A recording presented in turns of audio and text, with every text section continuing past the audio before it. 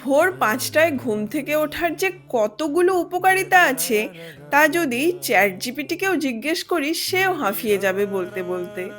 রোজকার মতো আজকেও দিনে শুরু করেছিলাম এক গ্লাস কুসুম গরম জল দিয়ে। এই ইন্ডাকশনটা প্রায় ৮ বছরের পুরনো। এরপর প্রতিটা ঘর ভালো করে ঝাঁট দিয়ে মুছে নিয়েছি। রোজ ঘরগুলো পরিষ্কার রাখলে কাজেও বেশ ভালো মন বসে। আজকে যোগা ক্লাস বন্ধ ছিল, কিন্তু আমি নিজেই কিছু মনে করে করে প্র্যাকটিস করছিলাম। বিষ্ণুপুরে অনন্ত স্মৃতি ব্যায়ামাগার বলে একটা সেন্টার আছে যেখানে যোগাসন শেখানো হয়। এছাড়াও আরো অনেকগুলো সেন্টার রয়েছে যেখানে সুন্দরভাবে যোগাসন শেখানো হয়।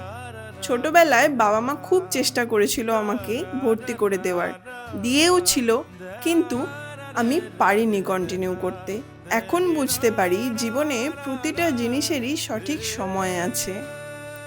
জানো, আমি এই ছাতু খাওয়াটা বাবার থেকে পেয়েছি। বাবা ছাতু খেতে এত ভালোবাসে, কিন্তু বাবা একটু অন্যরকম ভাবে খায়। আমি নুন আর লেবু দিয়ে শরবত বানিয়ে খাই।